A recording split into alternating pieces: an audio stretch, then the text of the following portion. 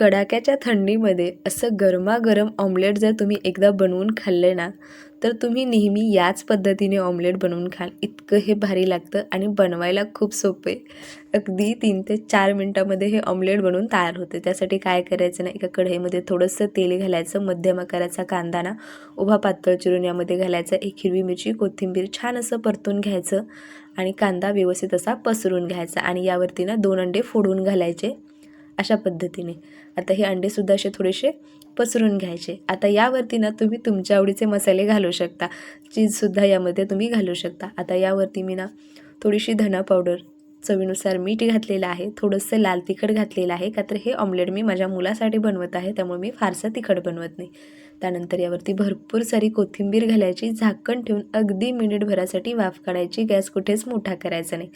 हलकंसं असं वाटलं की खालच्या साईडनी व्यवस्थित भाजले की पलटून घ्यायचं अशा पद्धतीने. दुसऱ्या साईडनी पण तुम्ही थोडंसं लाल तिखट आणि मीठ घालू शकता.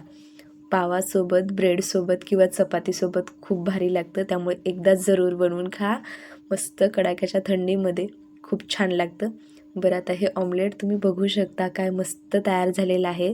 तर हे ऑमलेट चपातीसोबत खूप भारी लागतं. तुम्हाला ही रेसिपी कशी वाटली कमेंट करून जरूर सांगा आणि व्हिडिओ आवडला तर व्हिडिओला लाईक करा. Bye bye.